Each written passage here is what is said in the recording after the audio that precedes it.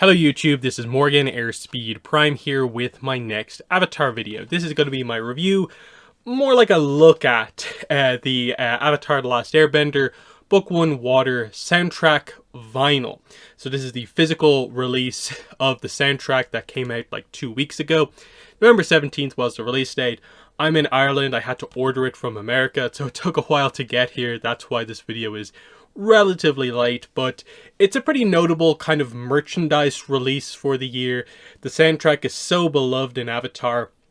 I felt like it was something I had to get for my collection, even though I'm not like into vinyls or anything like that. This is the first vinyl I've ever bought. I don't really know a lot of the kind of technical details about them, but we have a record player in the house, so, you know, why not? And that was my thoughts, is that as a collector, this was a kind of important item to get, especially because I think we knew going in it was going to be somewhat limited. I believe at the moment there's not that many places that do have it in stock, if any even do. It was definitely limited. I think for the most part it has sold out, at least for most of the main places. But I'm assuming there will be a second printing, a second run at some point. Avatar in Concert, of course, got announced, and I'm assuming they're going to have at least some of this stuff ready to sell at those events. Really surprised if they didn't, and very surprised if they didn't actually get more, do more, because I think there is a demand for it, especially now that kind of it's out and people are seeing people actually get their copy and seeing what actually happens. So yeah, I already did a video where I went over the actual, tracks themselves, what I recognized, what I felt was sort of like new, what stood out to me about the re-recording compared to the old ones. I'll link that video below if you want to check it out. So this video is more about just sort of the packaging, the presentation of the physical release, because they made the decision, of course, not to release it on like CD, which would have been a little bit more kind of accessible, I think, to people in terms of how much it costs. The vinyls are quite a bit more expensive, but it makes it feel a little bit more like a collector's item. But is it worth it, and that sort of thing? Is it as nice of a kind of collector's piece as it kind of could have been? That sort of thing. So let's kind of jump straight in. So we have new art here by Brian Konietzko. It's, of course, Aang in the kind of Avatar state, referencing kind of Boy in the Iceberg here. He's in the ball of ice, basically, underwater. You've got all the kind of blues, different shades of blue all the way up into the white. It's got kind of spirity feels.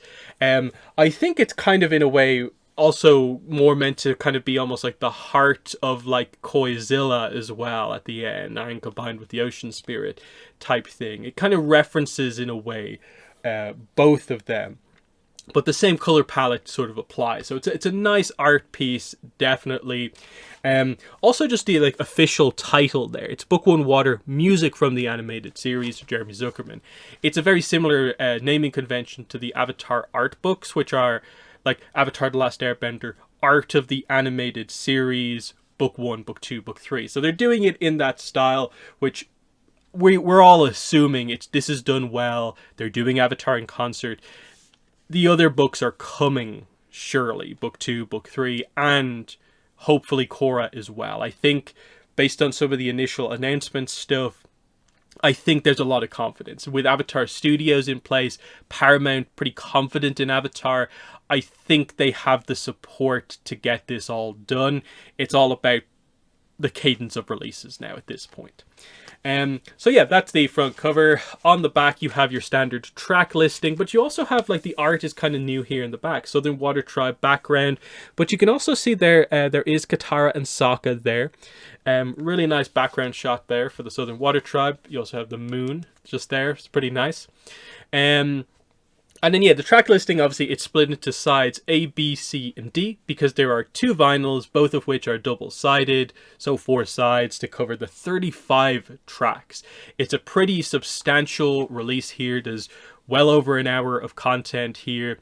It's not every track from Book 1, but it's relatively close, and a lot of the stuff that they maybe haven't done is like little bits and pieces from The Great Divide, and other bits and pieces, which would have been nice to include here, but if they're going to be doing the other soundtrack releases, you sort of get why like they can't be kind of excessive And I'm guessing there's also a case of if they go too crazy with the soundtrack, then suddenly it needs to be a much more expensive product. It needs to maybe have 3 vinyls in here instead of 2, and it changes things quite a lot. So they have to have a somewhat limited selection. But either way, this is so much better than what we had before. I think most people's experience before this kind of re-release was just YouTube compilations from all 3 books in one, which maybe come out to about 30-40 tracks overall. Whereas the fact that we have 35 just for book 1,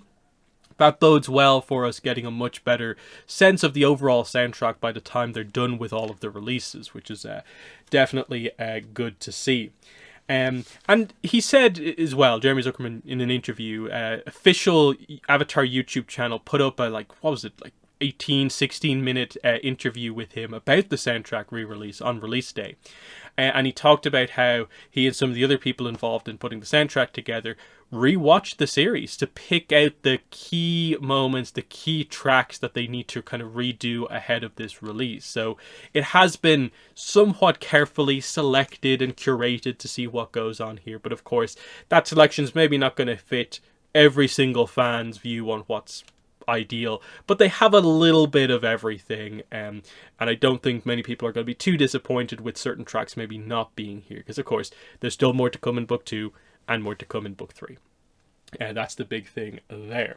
So then we get into the inside, and it's like, okay, well, what extras are going on here? Is there any bonuses on the inside? So of course on this page here you get your sort of like credits. So who did the music, all the people involved, who played what instruments, what orchestra did they use. That's all listed here, along with a bunch of Jeremy Zuckerman thank yous.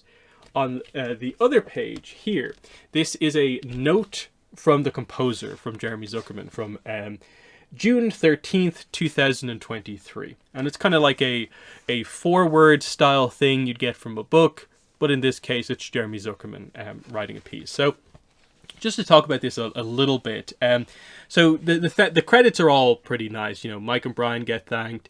He's listed himself, of course, because he does a lot of the instruments. He's the composer and the main kind of man behind all of this.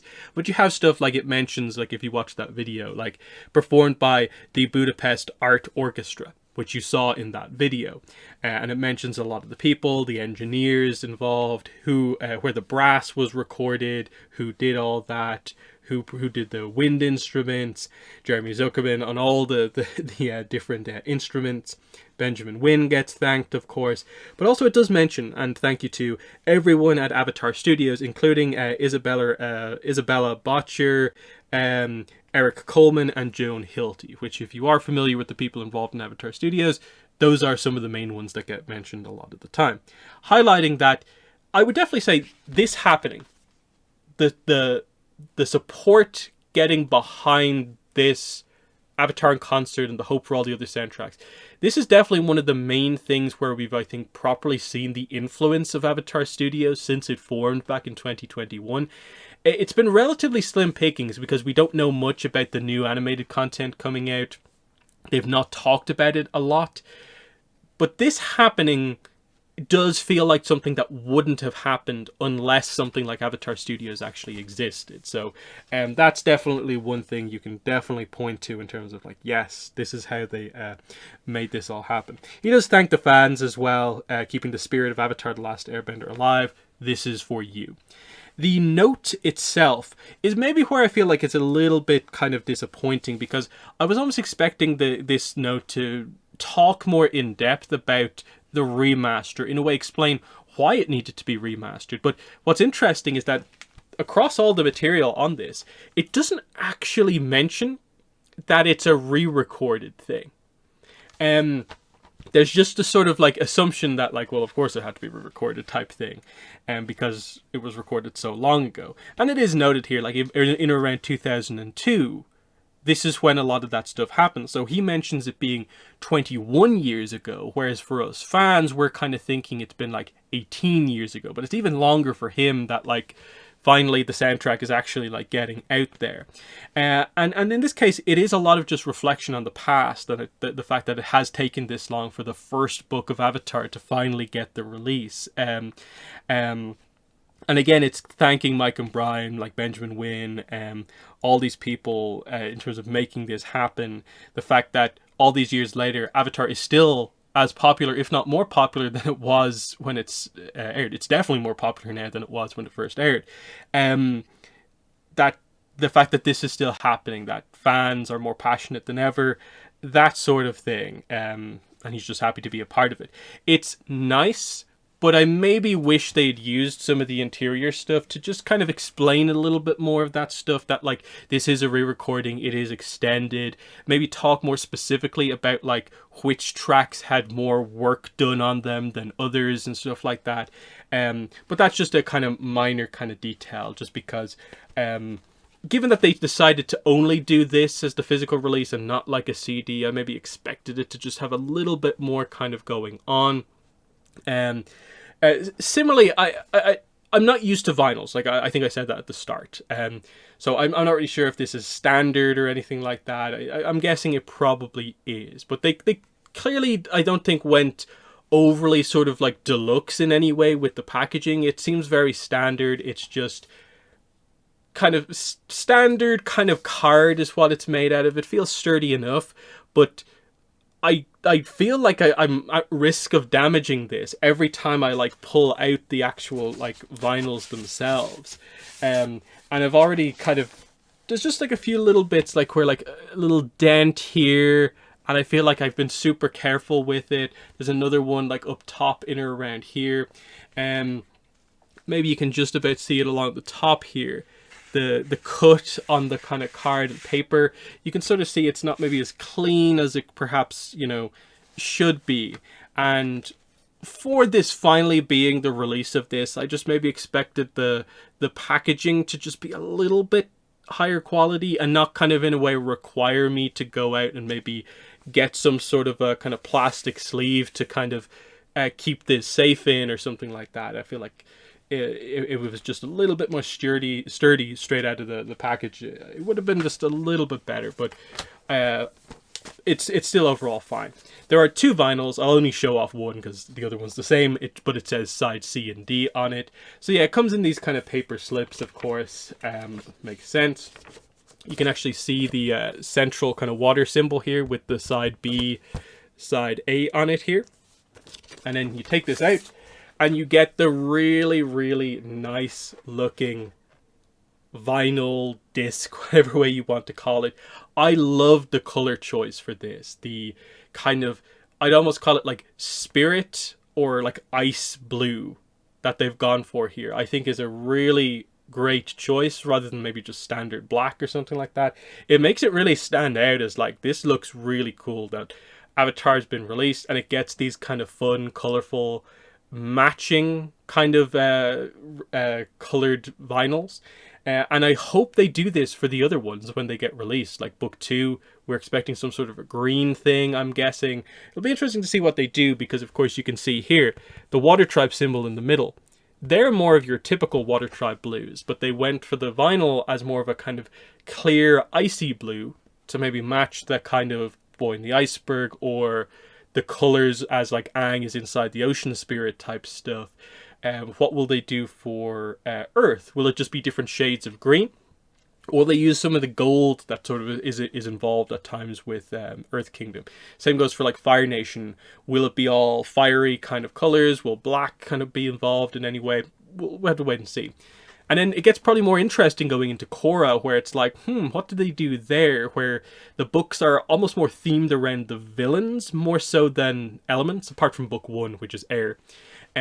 So will they do that first one, like orangey yellow, to match the airbenders, and see where we go from there? It is exciting that it does seem like we're now into this, like, release cycle of these probably getting announced hopefully every couple of months. So very, very cool to see. Happy to have this, and yeah, from the little I've played with them so far in the record player, they sound pretty nice, even though I don't think the record player I have here is particularly like amazing in terms of its own quality. It sounds cool, and it's just cool to kind of have this release here overall. But I think that's pretty much everything I have to say in this section of the video. So I'm just going to end with a very small section kind of showing it, playing in the record player.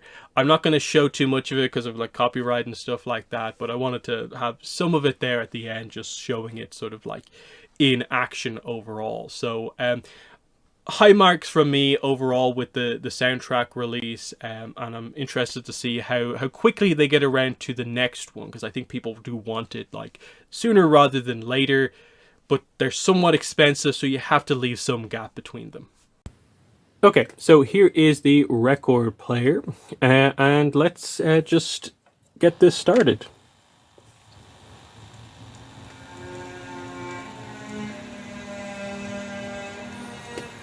Apologies about the audio quality, because obviously I'm recording sort of like on my phone, and then I don't think this thing really has the best like built-in speakers just by themselves.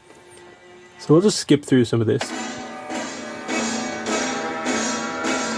This is side B, so this was probably like into Fire Nation territory.